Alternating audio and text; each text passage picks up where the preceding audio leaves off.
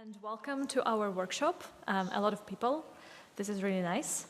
So today we will be talking about how to actually power smart agents. So we will be talking about AI-ready data, how to get it into your infrastructure, how to prepare it, how to clean it, and etc. and etc. But before we start, maybe let us introduce ourselves. I will start. So my name is Violetta. I started as a data scientist. I worked for 4 years in Nokia. Then I worked 2 years as an MLOps engineer in my previous startup. And then I discovered data engineering for myself, which was a little bit messy, which is depicted in this GIF. So now I work in the company called dltHub, which is a data engineering company. And today we will talk a little bit about this and about our open source product. So I will let my co-presenter introduce himself. Hey everybody, super excited to be here. Thanks for coming.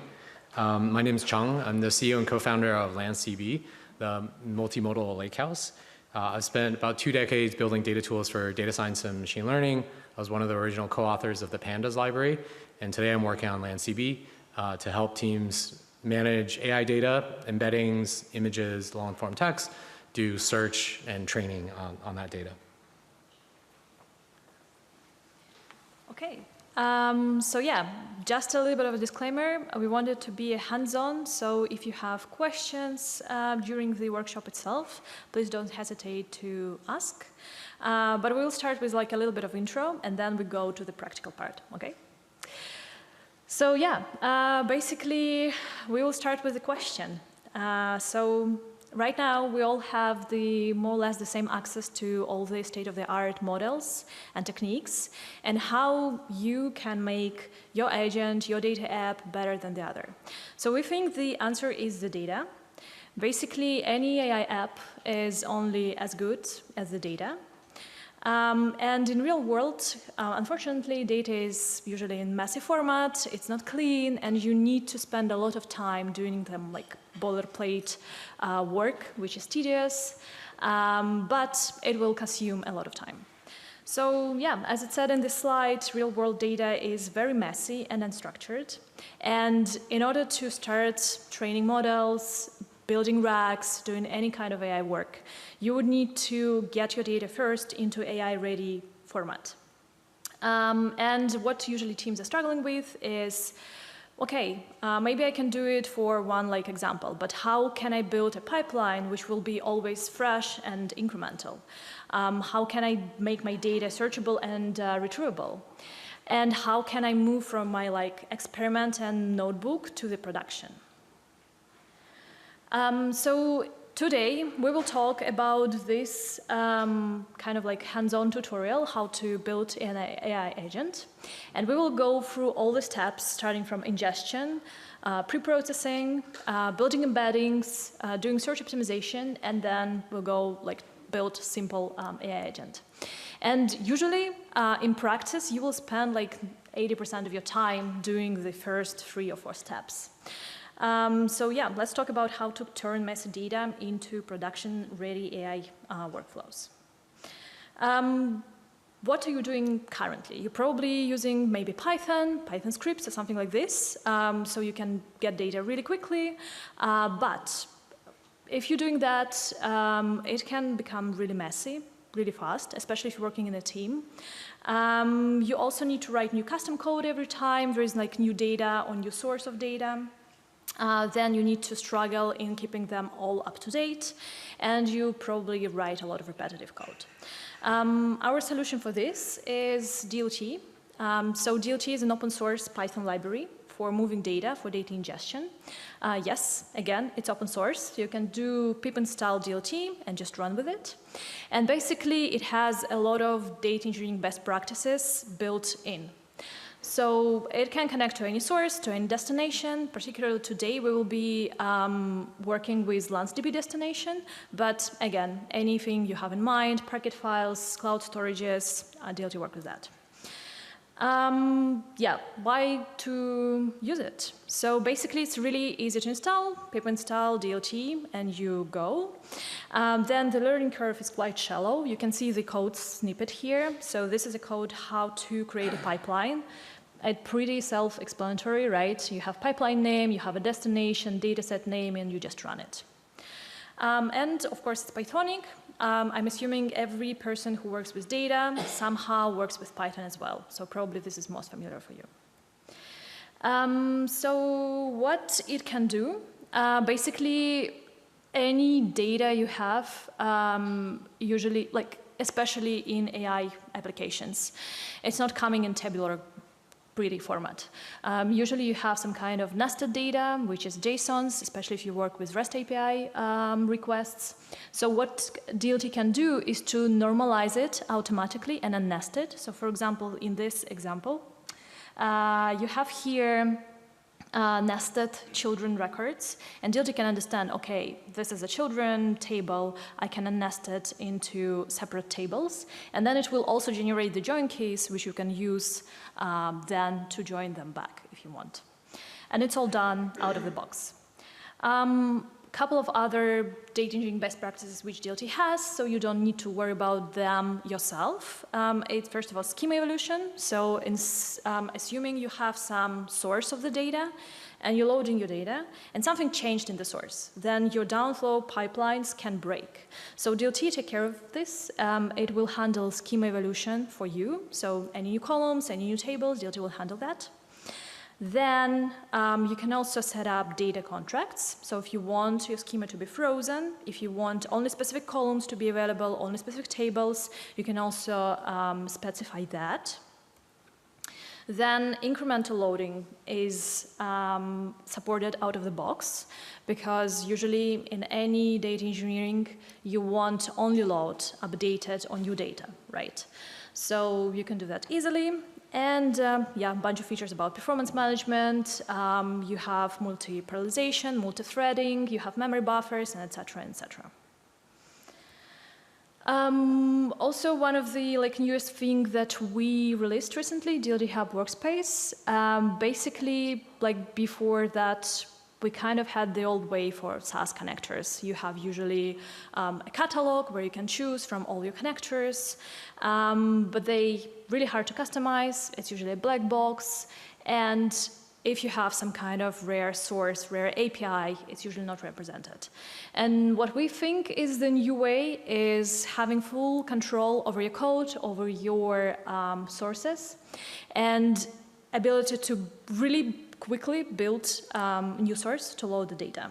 So what we released is LLM context for already more than 1,000 different REST APIs. So you can, in 5 minutes, really quickly create a source of the data and ingest the data into your cloud or into your storage.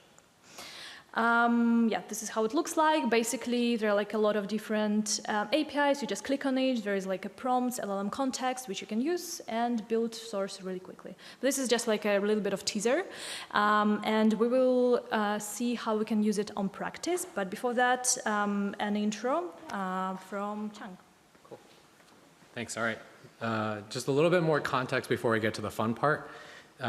So Violetta talked about how your data is the difference between sort of AI and agent that everybody else can build versus something that is very differentiated, right? And we talked about using dltHub to load data into a destination to make it available for access, for search, for analytics. And so if we really want to think about data, we need to care about retrieval, right? And because retrieval is the process that connects your data to your agent. So that's what LanceDB is all about. When we talk to our user community and customers, right, we get the following themes around what's really hard or what they find challenging to deal with about retrieval. So number one is the cost or scale. I think with retrieval, AI retrieval, it's actually quite different from previous generation of recommender systems or semantic search that you need vectors for. Namely, the scale of data is much, much bigger. The vector dimensions tend to be much, much bigger. And so the previous generation of vector database technology that don't give you compute storage separation, don't give you, that only holds all the index in memory, that becomes difficult to scale up at an acceptable cost. Number two is about the quality of retrieval. It's very easy. 5 minutes, you can build a demo that looks really cool, but then it takes you 3 months to get into production because part of that challenge is getting retrieval to be really high quality, going from 70% retrieval accuracy to above 90, 95%. And then the third is a lot of the smarter agents these days need to deal with multimodal data, so image, audio, especially video. Humans have 5 senses, so smarter agents should also be able to deal with those different 5 senses. And when we talk about multimodal, right, where do you store that data? How do you manage that data? How do you connect that data to the vectors and the other metadata? So number one is cost. Right, so if you have something that's in memory versus like LanceDB, it allows you to store the data and the indices in object storage. That's a huge change in terms of cost when you scale up, right? So roughly, if you take 1 million of the OpenAI text embedding 3 large vectors, that's around 12 gigabytes, I think. Maybe somebody check my math. If you put that in memory, if you rent like a AWS instance, right, it takes you about $180 a month. Put that on object store, 25 cents a month. We're not talking about like an incremental change. This is orders of magnitude difference in cost. And then the other thing is compute storage separation. So what our community and users find is that oftentimes the amount of data that they're searching through, the vector volume increases exponentially, but the query volume is spiky and it doesn't increase nearly as quickly. And the growth in number of queries is actually in a different trajectory. So if you have to use a system like Pinecone or OpenSearch or something like that, you don't have compute storage separation. So you're always wasting either storage space or you're wasting compute. Okay, number two is quality. How do you go from demoware to production quality? Right, so this gets quite complicated, and it's more of an art than a science. So if you have data, how do you extract the relevant features from your data and make that searchable? And how are you going to encode those features in the right search space, in the right latent spaces? That's going to be good for how your users want to express their queries and good for the kind of data that you have. And then number three is actually the different retrieval techniques around full text search and vector search, and then combining them together and then being able to do re-ranking. So LanceDB makes all of that really, really easy. So one quick example is something like you can add arbitrary number of vector embedding columns. You can experiment with different embedding models. Whereas other vector databases, you only have one embedding column per data set. So if you want to experiment, you have to make a bunch of copies of your data. And then number three is multimodal, right? So if you're building like a voice or a visual agent, then you're going to be needing to deal with tons of multimodal data. A lot of the source data like PDFs, call recordings, contracts, and videos is really hard to deal with. Right? Like, where do you store that data? When you extract features from that data, where do you store that? And so this is kind of the third area where our community and users really love LanceDB, is the ability to start with just the raw data and incrementally enrich that data set so you can build value on your data over time. And so you can, I guess we'll share the slides afterwards, so you can kind of click on that link to see the Netflix blog on how they use LanceDB to create their new media data lake. Cool, and I'll turn it back to Violetta. Okay, now it's fun part. Let's all go to a workshop.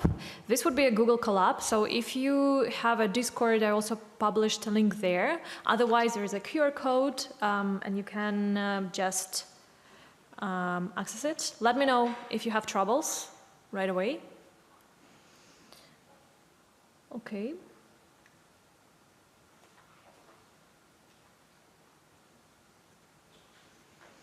And then let's open a Google Colab. I see that people are still taking shots, so we'll just... Is it working? Can someone tell me? Is it working? Okay, cool. Thank you. Who still needs Sorry? In the Discord, in this room, the tutorial room.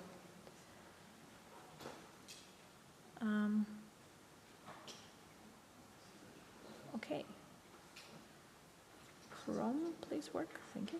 So in the Discord, if you go to B09 tutorial, then there is like a link to Colab. Okay, so before we start, because it's like read-only, you would need to create your copy, right? So you just need to go File, and there would be a Save a Copy in Drive. Just click this button, and then you will have your own copy, and every changes you will make, it will stay there. So after the workshop, you will still have access to everything you've done. Can you show me by the hands how many of you already worked with Google Colabs? Okay, almost everyone, cool. Nice. So again, if you have any questions, please just let me know right away, because this is like an interactive part. We can communicate, we can ask questions, answer questions, change something, and etc. Cool. So let's start. So what we will be building today, we will be building a like simple an AI agent, which will work with GitHub issues. So we chose GitHub because this is very familiar for everyone. It makes sense, right? So what we want to do at the end, we want to get like all these issues in any open source repository, be able to summarize them, maybe ask some questions, and try to search for any like relevant issues for our query. Oh, sorry. Before we start, because we will be working with GitHub, you will all need the GitHub key. It's really easy to get it, so let's now do this exercise together. What you need to do is you need to click this link to get the token. So if you click this link, you will have something similar with the GitHub. I will give you some time to, like, maybe someone need to log in, put your password or something like this. But the link is here, right? It's just like GitHub, your GitHub, and you can go to settings and to tokens.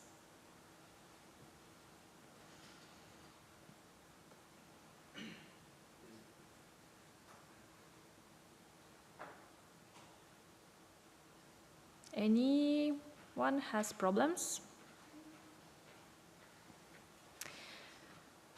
Okay, then just click the generate new token, and you can generate the new token classical one. This will ask me for access. I mean, I have one. I don't need to generate it. But basically, if you click to repo scope, then you will get your token. And just please, if you get your token, just put a hands up so I can see, like, oh, cool. You're much faster than I'm talking. I didn't know that. Cool.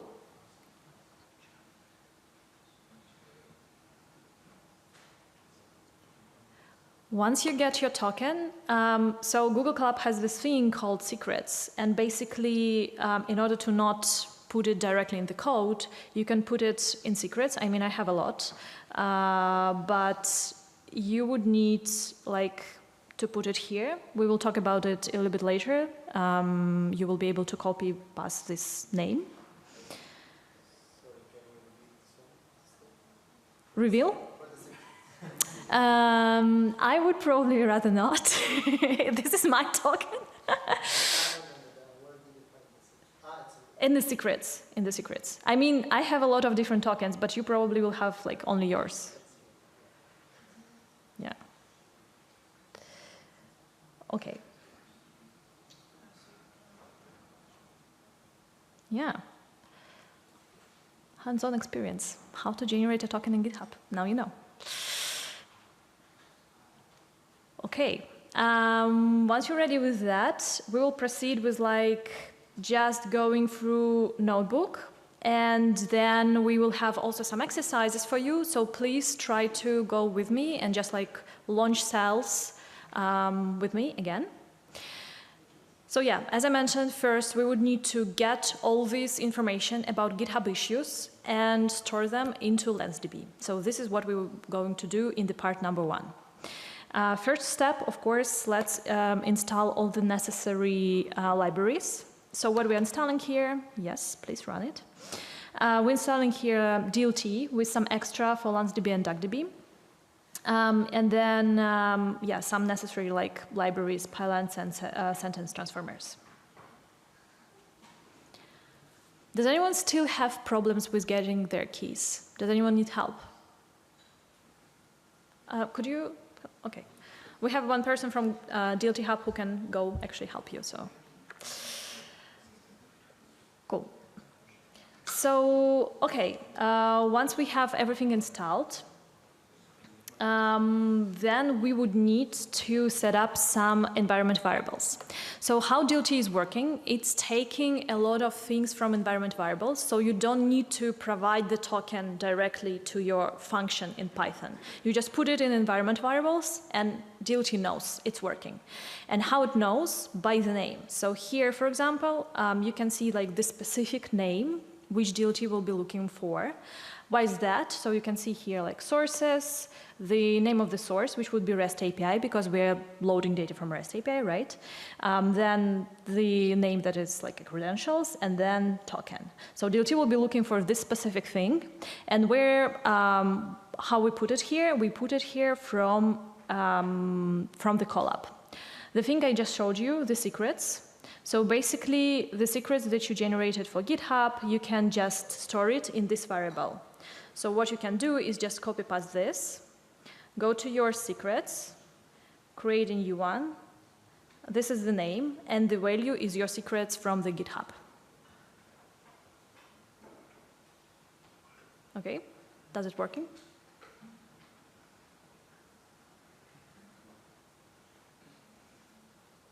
I mean, I have this one already, so I just delete this one.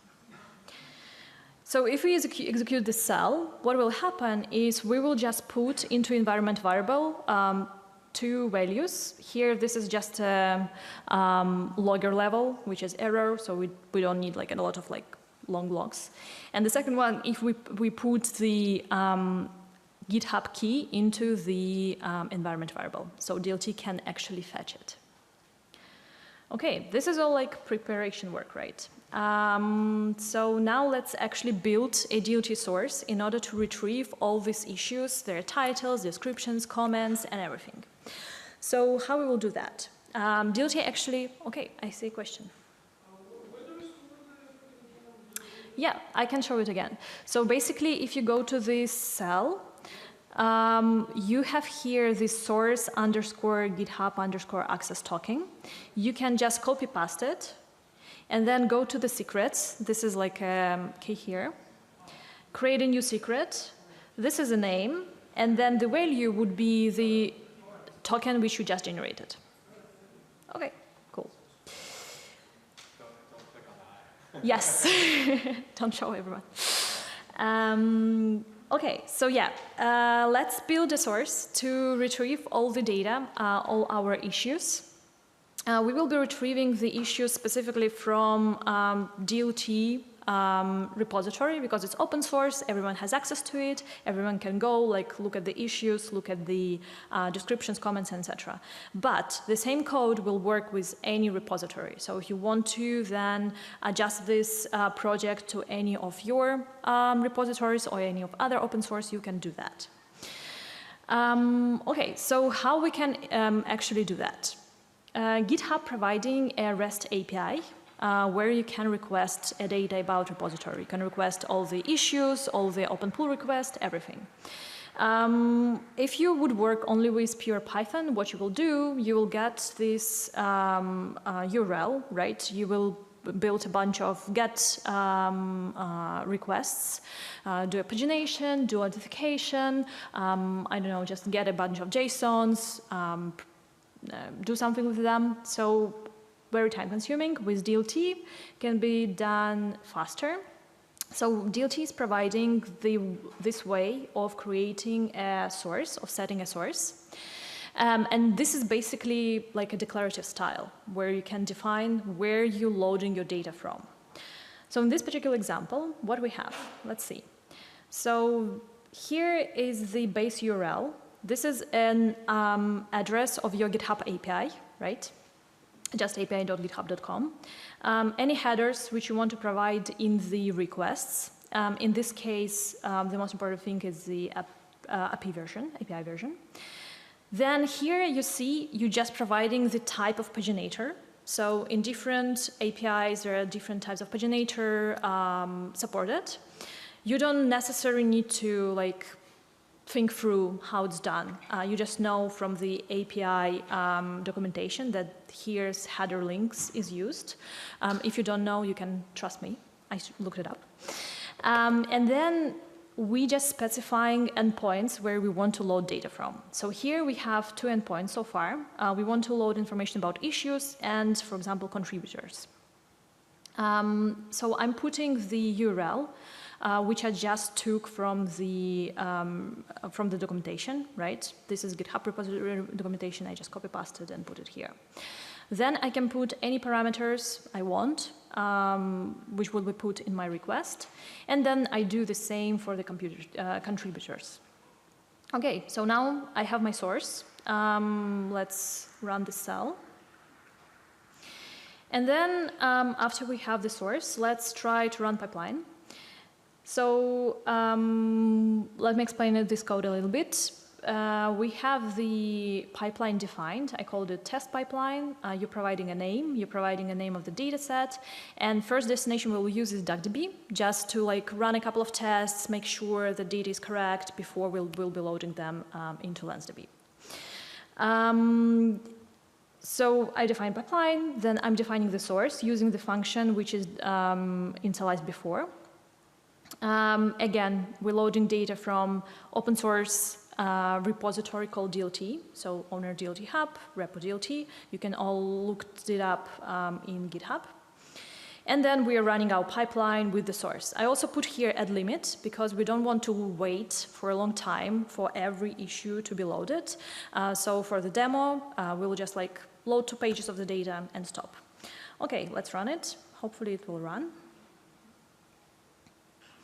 So what is happening right now is DLT is going through all our requests. It's sending requests to the GitHub, getting information about issues, iterating over the pages. And you can notice that we haven't even specified how we actually will go through authentication because DLT can understand it automatically. So it will get your GitHub API key, which you put in the environment variable, and do all the heavy lifting. Okay, so pipeline has run. Let's actually investigate the data. So we can access the data set with this method called dataset and just print what tables are available. Let's see. Okay, so we have tables called issues. This is our issues, right? Contributors, our contributors. And then we have a couple of tables which were unnested and a couple of like DLT internal tables, just to keep information about state. And let's just print out some of the tables, issue tables, for example. Okay, this is pretty much what GitHub providing. We have like URL, bunch of URLs, ID, node ID, title. We will also have like a bunch of other columns like updated at, the timestamps, the description, and etc. So you can get this pandas representation of your data really quickly. Just take a look. Looks pretty legit. So assuming this is right. So now let's move to the next step, making this pipeline incremental.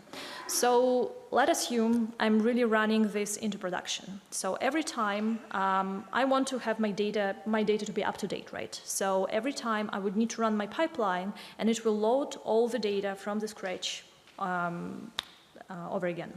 So we don't want it to be this way. We want our pipeline to be incremental. And GitHub API actually provides it, a way to do it. So they support this parameter called scenes. When I'm requesting data, I can actually specify the timestamp and request only issues which is updated since this parameter. How we can implement it in DLT? So in our issues resource, we will add this incremental parameter.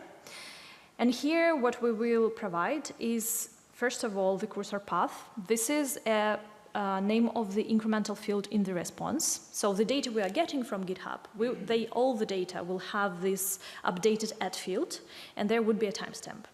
And then we're also providing the initial value, where we want to start. So for the purpose of this demo, we were starting with 30 days ago. And then inside our parameters, we can just reference it. So we put here incremental.last value. And that's it. So now our pipeline is incremental, so we can run it. It should only load the data starting from like 30 days back. And if I rerun it, I will only get the updated data. Okay, so yeah, we can see the earliest issue from 30 days back was at 3rd of August. Cool. And now the small exercise for you. So instead of just getting the issues and descriptions and titles, let's also get the comments. So your task would be to add a new endpoint here. There is like already some boilerplate code ready. But yeah, just spend a couple of minutes and update it. You can take the path from the API documentation here. You can click it, and you will see the path is pretty much the same, but with comments. So yeah, it should be pretty easy, but... And if you have questions or difficulties, please let me know. Maybe there's one question in the chat. Okay. So the question is, could you add more details how the pipeline knows which credentials to use from the REST API? Sure. So basically, when we set up this environment variable, what DLT can do, it can search all the environment variables in order to find the right one. So there is just a naming convention inside DLT. So we're specifying it exactly in this path, sources _ then the REST API, because we're using REST API source, then the credentials, and then token. So DLT can automatically actually understand which type of authentication is needed. And it knows that it needs a token to do it. So it will look for this environment variable. So just because we set it up, DLT knows automatically how to get it. And there's also like a sub-paragraph of this question, like what if there are multiple REST API sources with different credentials? This is actually a very good question. So DLT supports a bunch of different ways how you can set up tokens.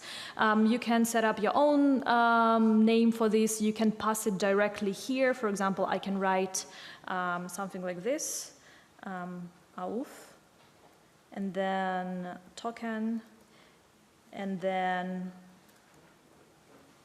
just the token value. Like I can get it from somewhere, always from environment variable, for example, or from anything. Hope it will answer the question, but we actually in the documentation we have a whole paragraph of how you can do that. Okay, could you if you managed to do this, to add the issues resource, could you raise a hand? Okay, I can see a few hands. Does anyone else has question? Any difficulties? Okay, yeah.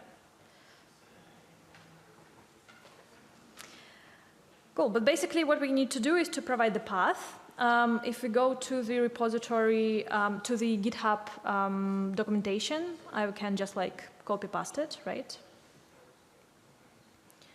We go here, this is the path, and then for scenes we need to use incremental last value. Sorry? Yeah.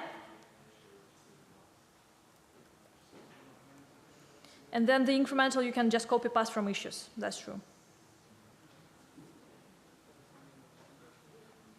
Cool. Okay, and then we should be able to run it.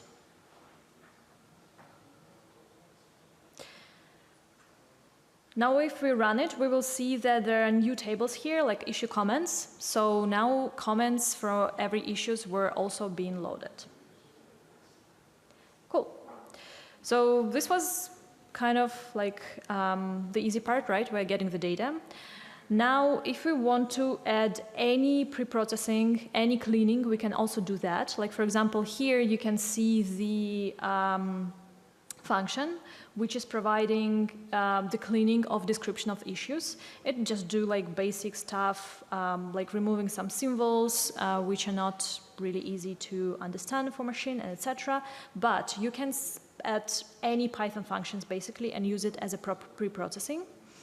And then once you have this function defined, what you can do, you can just pass this for your source. Let's see. Now we tried it out with like DuckDB destination. Now let's actually load the data to LanceDB. So what you see in this code, yeah, the question? Yeah. Has everyone got the comments? Okay, okay, I just wanted to know if I was the only one. I seem to be. Thank you. So if you have problems with the comments, underneath there is like a button called solution. You can just open it.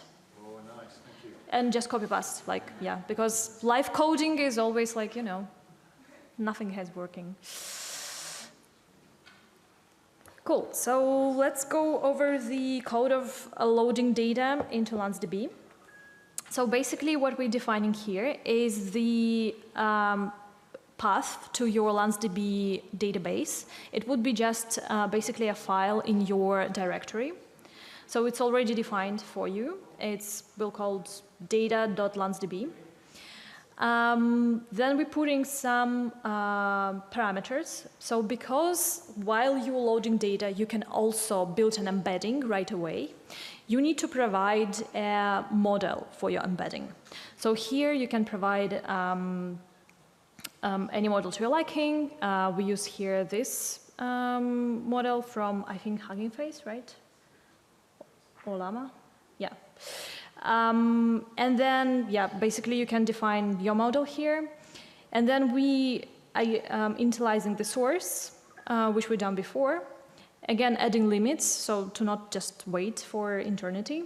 Defining the pipeline. Here you can see the destination has changed to LanceDB. And this is the only change you would need to go from like your testing environment to actually loading data to LanceDB. And at the end, we are running the pipeline. And you can see here that we're using LanceDB adapter. What it will do, it will create an embedding right away for you. So during the load, you're not only loading data, flattening it, but you can also create a vector representation of your data. And you can specify for which columns you want to create embedding. For us, it will be probably like title and description of the issue, right? It makes sense because they have the most text. But you can have more columns. Yeah, and then we're using this LanceDB adapter. We loading the issues with our cleaning, which we saw before that, and we're loading our comments. This is a function, right? So we can like call it multiple times. So when I run it, nothing happens. And then let's actually call this function here. Again, we're using the DLT repository, so owner is dltHub, repo is DLT. Then this is just like kind of like namespace which you can use. So if you want to load the data from any different repository, you can use different namespace. We're here using test. And then we are running our pipeline. Again, see the columns we are creating embeddings on would be the title and clean description. Clean description is created in our cleaning function. So let's run it. We see some logs, what's happening. So the issues is being extracted. It will take some time. Let this run. Until that, does anyone have questions about the pipeline, about, oh, I see questions up there. Here.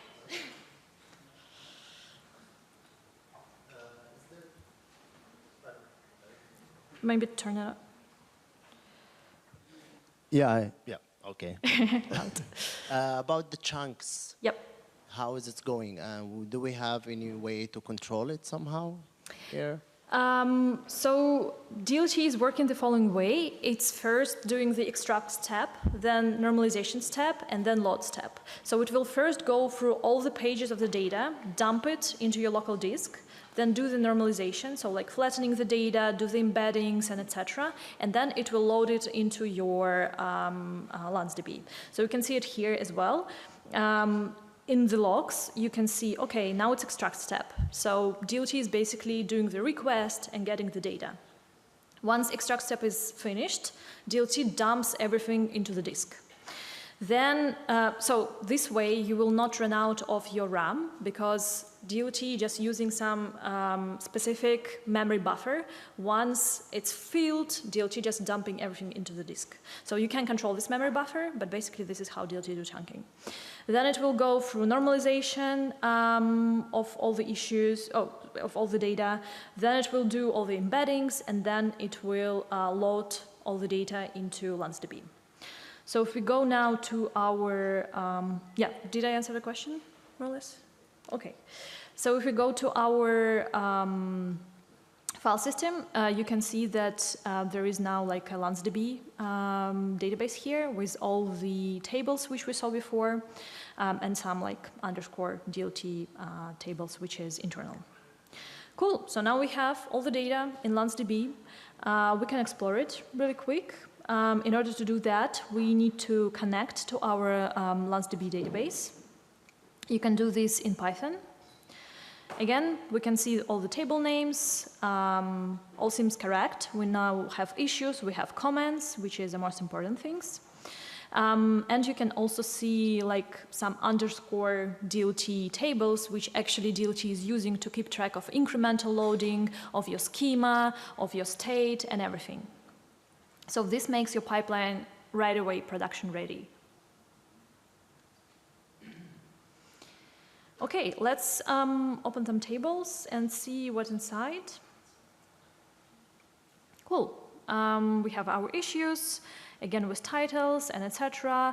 And now we also have an embeddings based on the columns we provided, which was title and clean description. And it's already in our database here. Cool. So there is like bigger exercise here. Well, kind of bigger, maybe not. So you can reuse what we had to load the data from any repository you want. We have here some suggestions, like maybe scikit-learn or pandas, or maybe Hugging Face. But basically, any open source repository or any repository you have access to with your GitHub API, you can load issues from there. Just fill it with different owner, different wrapper, use maybe different namespace if you want, and just call run pipeline. I will give you maybe a couple of minutes to do that, and then we will go to part 2 with search optimization in LanceDB. Okay. Maybe I will load the data from scikit-learn. Scikit-learn, scikit-learn.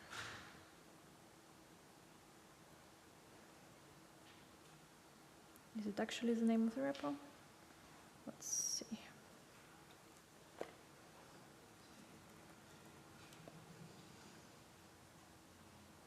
Okay, yeah, this is the owner, this is Verapol, so I put everything correctly. Nice, let's run it. Hopefully it will work.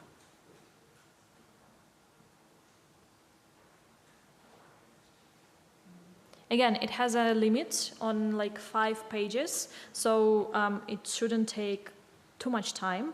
But if you really would want to go in like full scale, you will just need to remove this add limit inside the code. It's here, right? If you remove it, then dlt will load all the data available.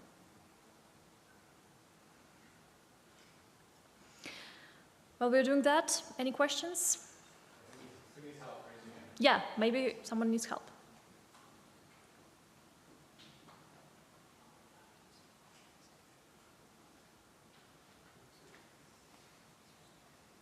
Okay.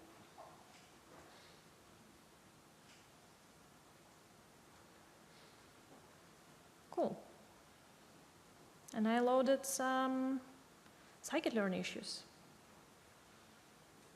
Meanwhile. Hopefully you was also able to do that.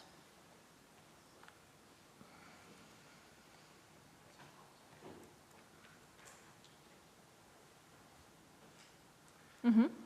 There is an online question from Anastasia. Is it possible to run the pipeline on GitHub projects as well? Not issues, but GitHub projects, or just on repos?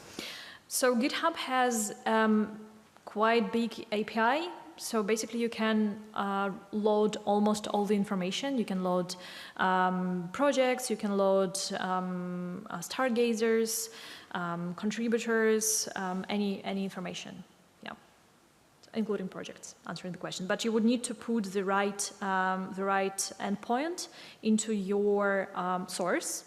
So basically you will go to the definition of your source, and here you see we have list of endpoints, we have issues, we have contributors, we have issue comments. If you want to load data from projects, you will have the third one or fourth one, which will be projects.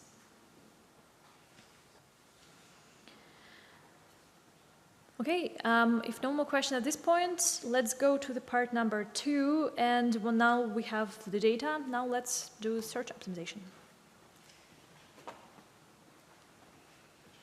All right, so curious, raise your hand. How many of you have like built an application or an agent that involves vector search? Only a few of you. Okay, how about how many of you have done anything that required full text search? Doesn't have to be AI related. Anything full text search, Elasticsearch, BM25? Okay, cool.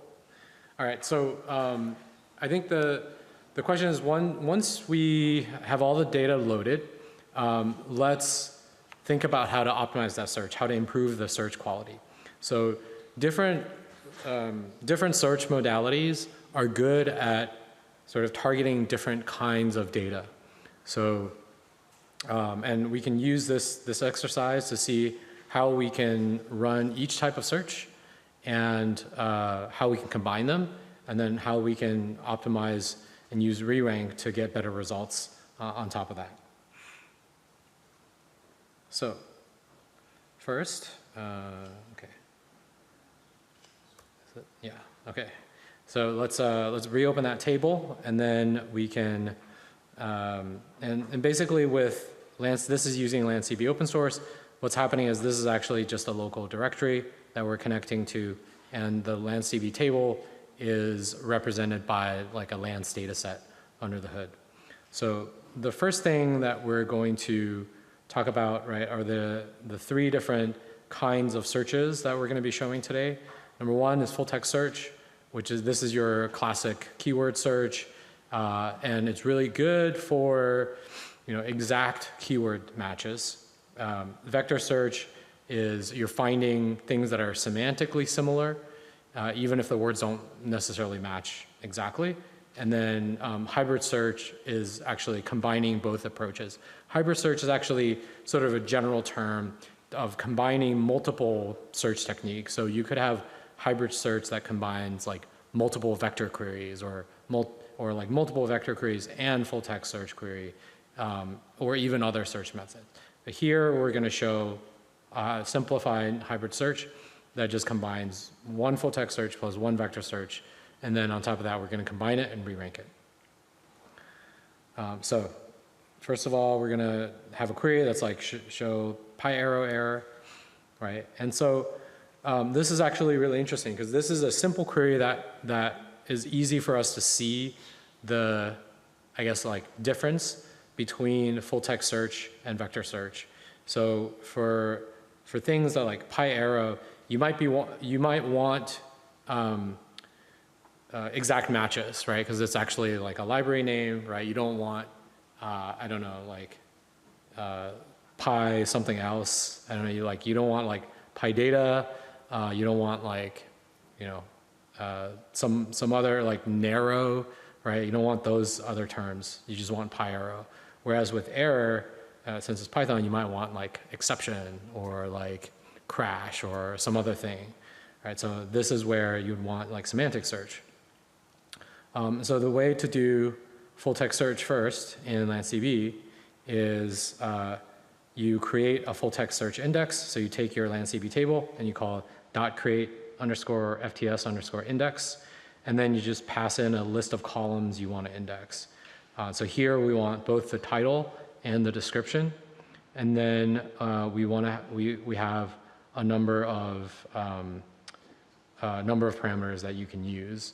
So the language replace just means if there's an existing index, just overwrite it. And then here we don't actually need this. So we've LanceDB's full text search used to use Tantivy, but now we have our own Rust implementation that actually targets object store, so you don't need that anymore. But for the sake of this example, we'll just keep it. And then once we create this full text search query, then we can actually run the search. And the way you run the search is just call table.search, pass in the query, and then pass in a query type equals FTS. And then the rest are options you can put on the query before you execute. So you can choose the columns in that table that you actually want to return, the number of results you want to return, and then the format of the return. So there's like 2 pandas, 2 arrow, and 2 lists, which is a list of Python objects. So if I run this, right, I get 5 results back, and then I'm not sure, maybe I'm not scrolling correctly. You can press this finger here. Oh, okay. Oh, yeah, thank you. Right, so you can see the different columns in here. Right, maybe? I mean, it's only... Oh, I see. Yeah, sorry. Okay, so you can kind of see the index here, and then the number and the title, right? So what do we search for? PyArrow error. So things like, you know, PyArrow, error, right, error, so PyArrow. For vector search, this is going to be very, very similar. So because this is a small data set, we're actually going to skip the process of creating a vector index. But if you did, it would just be a create_index. So here it would just use a brute force search. And again, it looks very similar. You can just say query type equals vector, and then vector column name equals vector, and you can pass in this query. So when we configure the table, this actually will make it easy for us to see, right? So the results are a little bit different.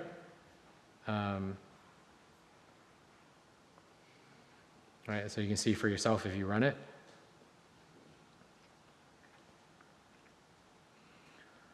Right, again, you still see a lot of things that are similar, right? Like things like PyArrow, and things like, hey, not exported, maybe this is like semantically similar to error, right? And then failed and error, and things like that, and like doesn't work, right? And then PyArrow. So these are all like very semantically similar. So if I want to combine them, right, if you have 2 result sets, right, they're both ordered by their respective metrics, how do I actually combine them into one result set? And so this is where the hybrid search comes in, where I can say table.search, query and then just change the query type to hybrid. And then everything else is essentially the same.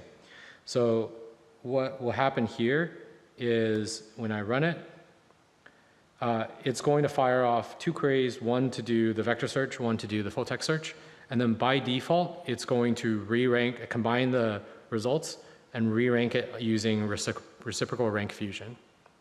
All right, so this is a really quick method. And this is the default re-ranker for LanceDB, just because it doesn't depend on any other APIs or any other libraries or models, and it's very fast. And instead, if you wanted to experiment with that process, you can use LanceDB to configure it to use different types of re-rankers. There's 3 flavors. One is the default, which is just an arithmetic computation. Number 2 is third-party APIs. So you have Cohere and OpenAI as re-rankers. And then number 3 is pretty much anything you can download off of Hugging Face can be used as a re-ranker. And so for this one, what we're going to do is run pip install for the re-rankers. Do I have to run this? I have to, right? Just so that what we're going to show is using the Hugging Face, like re-rankers, to run locally. So we're going to show cross-encoder and then ColBERT here. So again, we're going to do the same thing, open up that table again, and then, so this is the default. So if you were to be verbose and explicit, it's basically the same search query, but you're adding this dot re-rank, and you can pass in the re-ranker. So, and this should give you the same results as above. And then for cross-encoder, what we're going to do is change that up. So the cross-encoder it basically uses a small transformer model, right, to evaluate the results. So what happens with this kind of re-ranker is we're not using the scores to do the re-ranking. We're taking the actual text, and then we're passing it to that small model.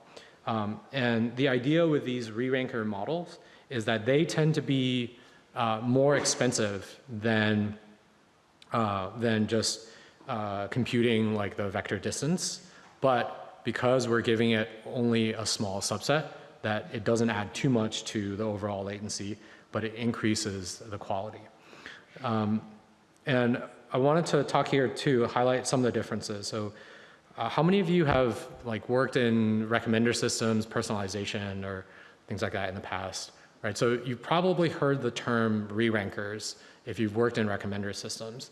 And I think the main difference, so there's a lot of similarities, right? It's a more expensive model, but you're running it on a smaller set of results, and you're hoping to get more accurate rankings, right, on the results. But the main difference is for recommender systems,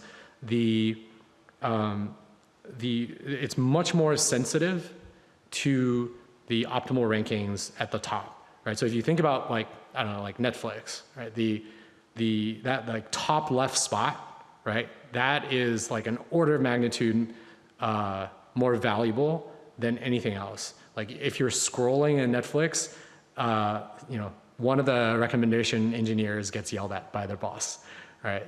And so that first spot is super valuable. Whereas with RAG and agentic search, if you're probably feeding like the top 3, top 5, or sometimes even the top 10 as context to the model.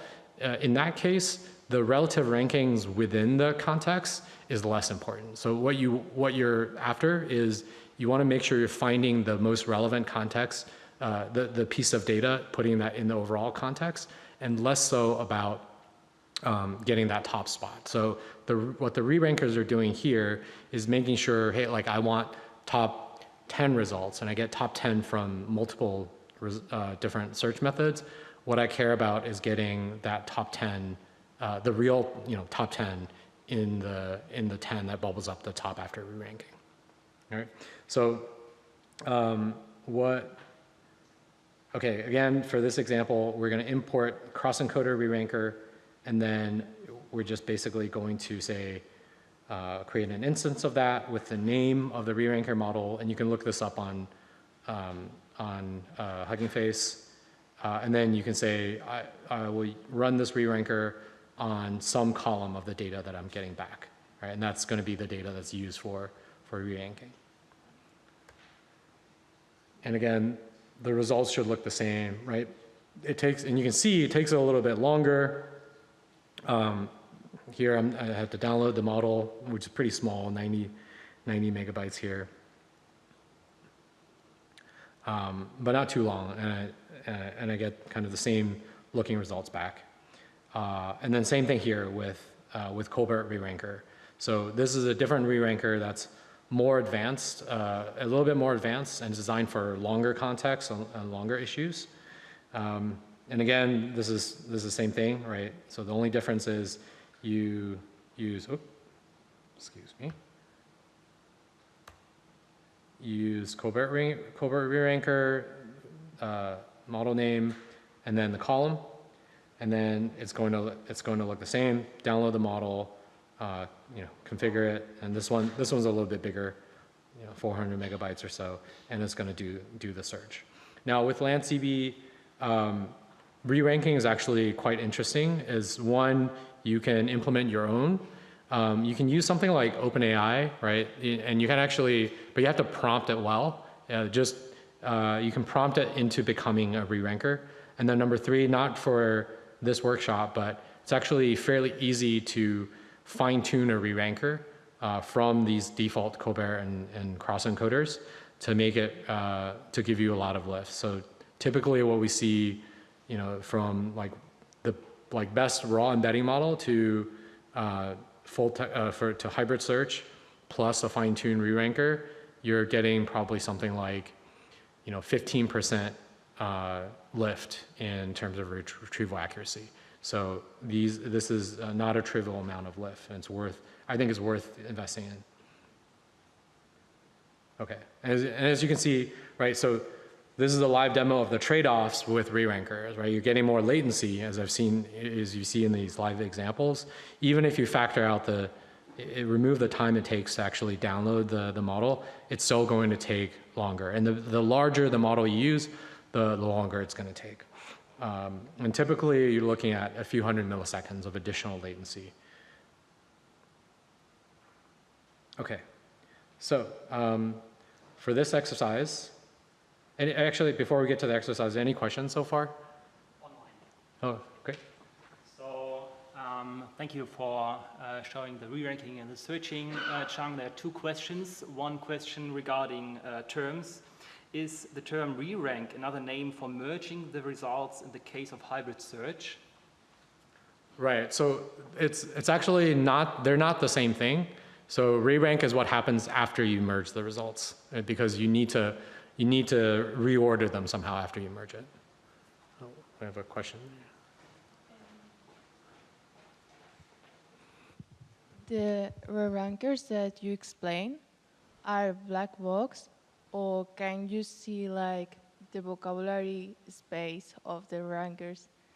For example, if you have like one that is first than the other, to understand why the ranker has ranked in that way.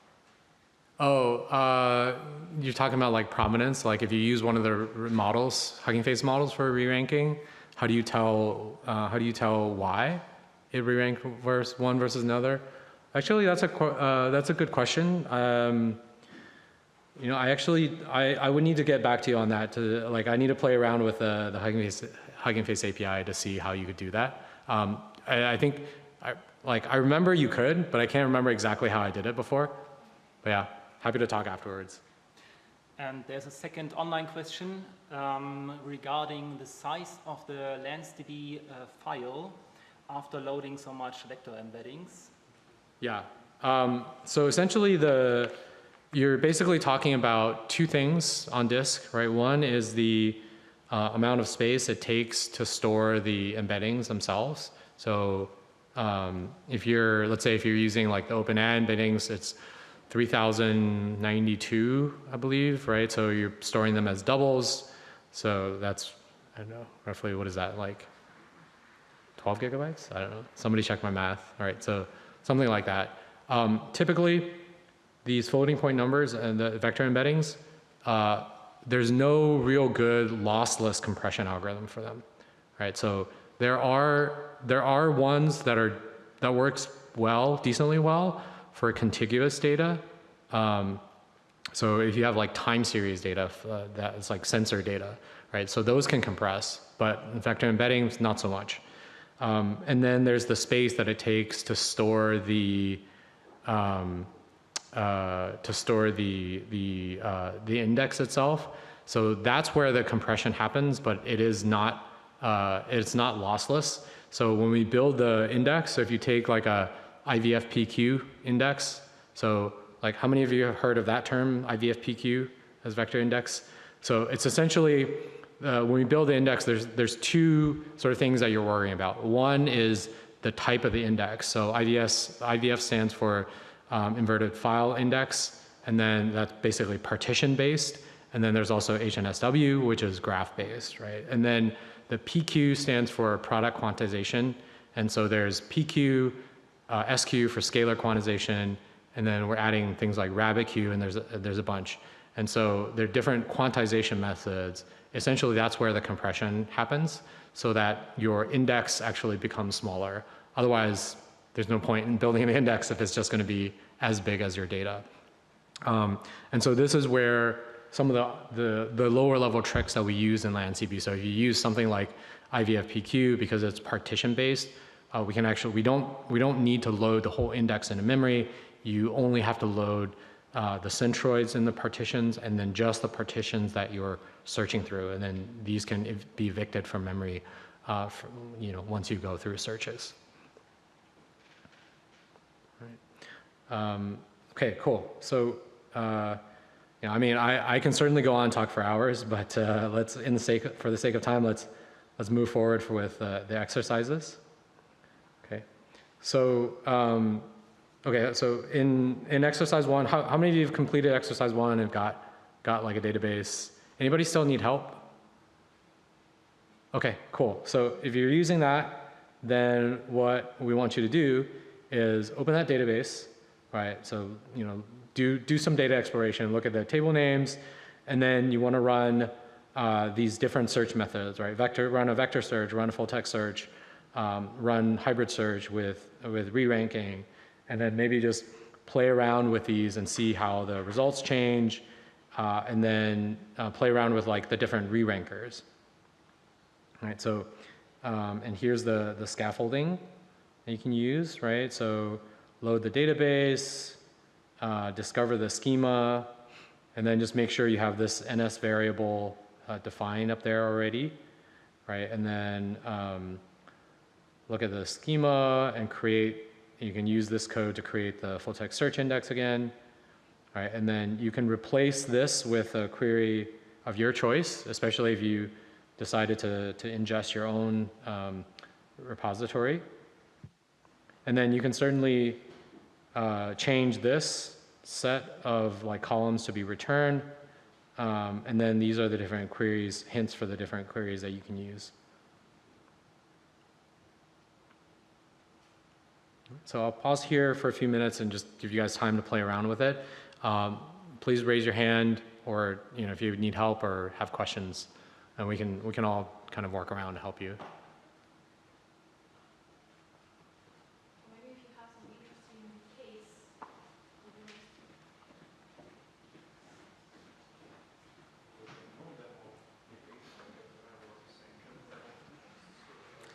What did I have? I have scikit-learn.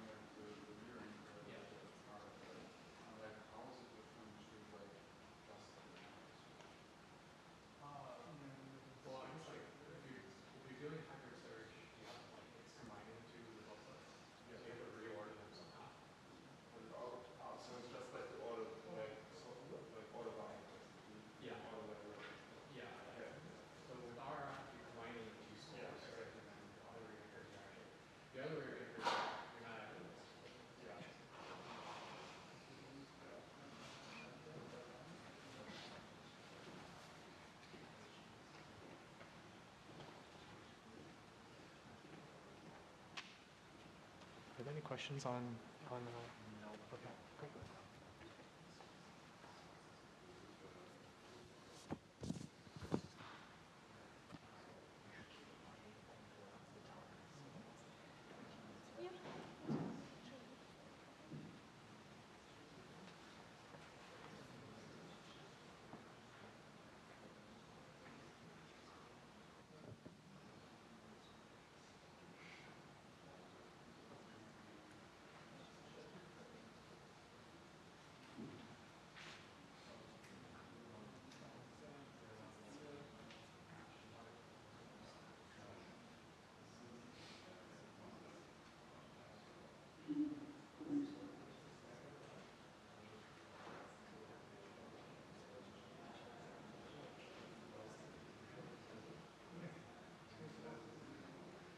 Any more questions?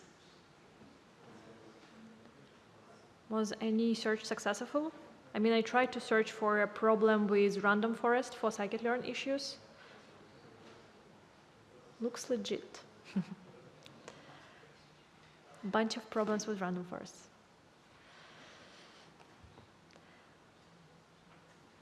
Okay, and then we can move to the last part, building our agent. So what we want to do is, okay, we got a bunch of issues.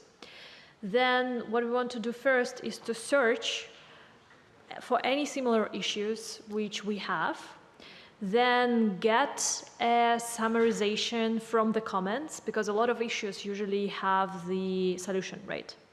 And then get a summary of what can I do with my problem. So for example, I don't know, my pipeline taking a lot of time to load, or what we had before, and some kind of PyArrow exception. So yeah, let's build this thing. In order to do it, a little bit more of libraries to install. We will be also using the OpenAI model to create a summary for our issues. If you have your key for OpenAI, you can use it. Otherwise, I just put here an OpenAI key, which will be just removed after the workshop, but you can use it for now. Okay, so what we will do? First of all, again, we will use all the things which we did before. We load the data, then we will search for any relevant issues. So the first part is just what you saw already. We're connecting to the LanceDB, opening issues table and comments table, creating the index based on the title and clean description. Let's run it. Cool, but I mean, you saw it already. Then let's define the function which will retrieve the candidates for our issues. We will use, again, the hybrid search, the really small, like the simplest re-ranker just for the time's sake, but again, you can change it for any re-ranker that we had before. So this function would go to our data and retrieve any issues relevant to our query. It will retrieve 25 of them, but again, can be tweaked. Then what we want to do is to get the corresponding comments. So for every of our top something issues, we go to another table which have all the comments and just get them. If you remember, we have like two tables, one issues and another one with comments, which have, yeah, everything. And then we will attach these comments as a context. So yeah, there is like a bunch of code here. I don't think we will go through like every detail of it, but basically what is happening here is we getting the, for each our issue which we retrieved, we're getting all comments and building the context. We're using the title plus issue body and then top comments, some number of top comments. Here I believe we use 8. Right? And then we just choose first 600 digits. Again, for the sake of the demo, but this of course can be optimized. Let's just run this big function. again, we're retrieving all the relevant issues, getting comments for each issues, getting top 8 comments, and just building the context for an LLM. Okay, and now what we will do, we will build a prompt to take all this context, ask LLM to summarize it for us, how it will go. So we first of all, we take the user's query and all the context. We will format our existing prompt template that we've built. Again, we can experiment with that a little bit. Yeah, it basically saying, you're a helpful assistant, please summarize GitHub issues and comments for us, and use only the provided context. Okay, and then everything will be output for us. As I mentioned, there is an OpenAPI key which you can use for the sake of this workshop. It will be revoked after, so please do not send a lot of requests there. Yeah, so we'll be using the GPT 4.1 mini model because it's faster. And yeah, again, the prompt you can change. You can try to tweak it a little bit, but it's quite basic. And yeah, let's run it. Cool, so here we summarize everything we've talked through. We ask user to provide a query. Then we're retrieving all the issues which is irrelevant. Then attaching the comment context. So we're choosing for every relevant issue all the comments, summarizing them with ChatGPT, and then just printing out the result. Okay, and this is just like a helper function to make it more printable and more beautiful. And let's see if it's any good. So the query for this we chose is, my pipeline taking ages to load, man. Ages, nice. So yeah, let's ask our agent if he could help us with that.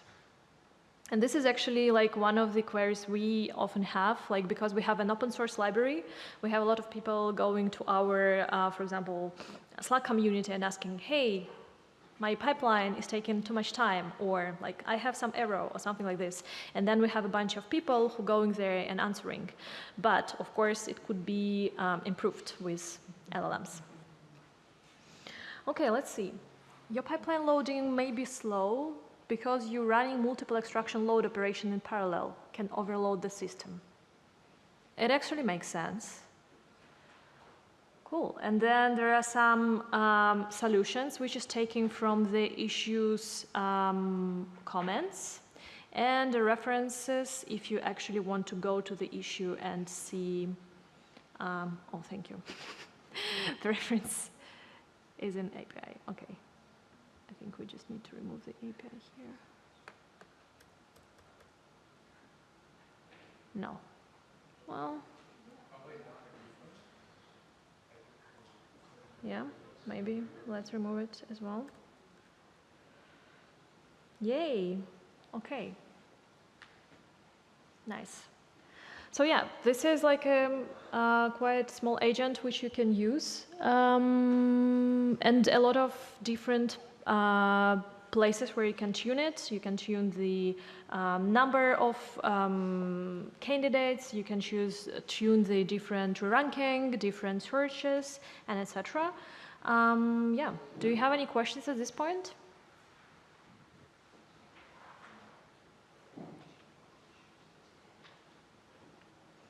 Okay.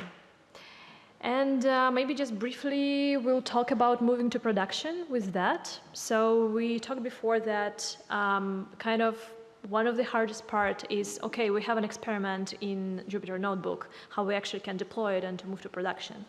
So the good thing about it is that because we were not using just pure Python. We have tools which is built for go into production. Like for example, DLT has already schema evolution, resilience, and etc. built in, so we don't need to worry about it. And with LanceDB, you can easily go to, for example, LanceDB Cloud. Do you want to talk about it a little bit? Yeah. So yeah, when folks move to production, kind of infrastructure is the least on their minds, right? So when you go to production, it's all, you want to be thinking about that higher level application. You don't want to be thinking about how to manage that infrastructure, like where does my process run, where am I going to store that data, and how am I going to monitor that database. So that's why we made LanceDB Cloud. It's just a serverless API. There's nothing to manage, and it's actually, you don't even have to rewrite your code. It's the same SDK, but you just change the connection URL to the LanceDB Cloud URL. And if you follow that link and sign up, there's you can get $100 in free credits for new users. Right now we're deployed, the LanceDB Cloud is deployed in US East in AWS. So if you're running it here, you'll experience a little bit of delay. We're expanding that over time. Or if you want something that's like local, dedicated infrastructure, or even bigger scale, like some of our customers are running, I don't know, like billions of vectors at thousands of QPS, and they want to have bigger guarantees, so that's where LanceDB Enterprise would come in. And if that's what you're interested in, then you can click on that link and we'll be in touch. Okay. Yes. And at the end, there are some links for both DLT and LanceDB. Some learning. We have a lot of different guides and courses for you. You can also go to our open source projects and give us a star if you enjoyed it. And one last thing is today we're hosting the Pythonic drinks. So if you want to go, just relax after a conference day, network a little bit, you're welcome to join. It's near here, it's like 10 minutes or 15 minutes walk from this place. So please, you just need to go. This is a QR code for Luma page and you can register and yeah, we'll hopefully see you tonight.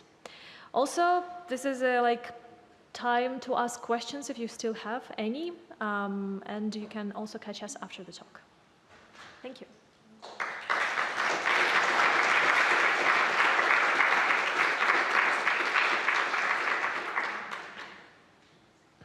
All right. Thank you, Violetta. Thank you, Chang. We will go to the question in one moment. I would just want to mention you can also ask your question just in front. Anyway, come in front to the front because there are also the stickers you can pick up, I think so. And maybe now to some live questions. One moment. The stickers are really cute, so you can take some for your kids. Hey, so my question is about the query that we tried with the agent.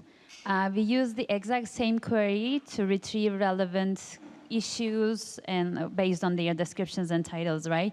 But for example, in the query, we asked my pipelines taking ages to load. Mm-hmm. So what if because there could be other reasons for that, and my issue content may not be including any words related to that. So what would you recommend, or do you think that it can can find the relevant information without changing the query to retrieve information? I mean, because we're using hybrid search, we're also using the semantic search here, so it should be cached, but maybe you have more ideas here because it's mostly related to search. If you want, Sorry, can you repeat the question again? Yeah, so my question is here we ask my pipeline's taking ages to load. Yeah. What if there is there could be different reasons, and the question is I'm looking for the reasons, right? But the content might be about the reasons, but might not be semantically similar to the query when we look at it from the embedding base, basically the vector distance. So do you think that it can find still the reasons, although semantically they are not close to each other in the vector? That's a great question. Okay. So I think sometimes this can definitely happen. And so this goes back to what I was talking about earlier, is that it's not always about the search API, but have you heard of a technique called hide? HYD? Yeah. Yeah. So hide is a good technique to use here, is that you can create some synthetic data. If you have an idea of like common queries that will be asked, hide is a great technique to enrich your data set to make the search more relevant. I think there are a number of other techniques that you can use, but like hide is probably the most common one and the easiest one to try. So you know, but it also kind of depends on. You can also do things like, since this is like GitHub issues, right? So you could do things like enrich the actual issue data that's coming in, right? So you can ask the model about like, okay, what are the, you know, if for bugs and issues, you can ask to list out like possible symptoms, and then basically enrich the text so that you have a better chance of matching what's in the query. Yeah, all right, thank you. One more question. Maybe a quick one. So,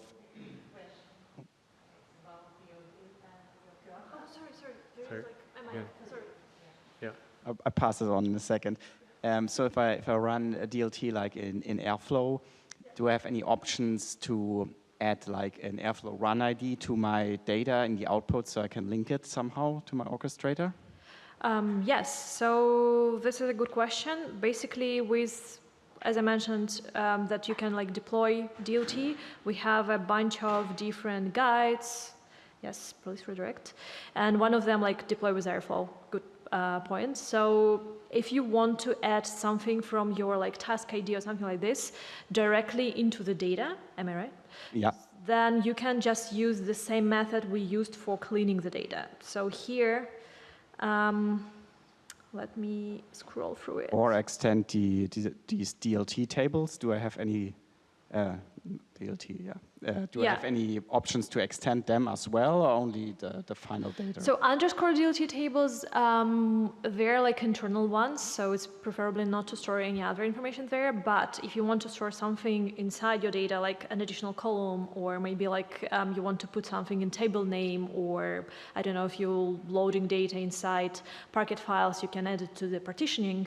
Then you can use like any Python function, basically. For example, you can take the task ID of Airflow task ID and just use an add map here, and then DLT will apply your Python function to all the records. Okay, great, thanks you. And let's have another question. No. It's about your QR code, or it doesn't work. It doesn't work? Yeah. This one? Yeah. Oh, I'm sorry. Oops. Yeah, then you can just look for PyData Berlin dltHub. And then you have the Luma event. It's called like this. I will post it in the Discord channel as well. But yeah. Yeah, it's in the social channel already if you are in the Discord. All right, then. If there are no more questions, thank you for attending, and give another round of applause to our speakers, please. Thank you.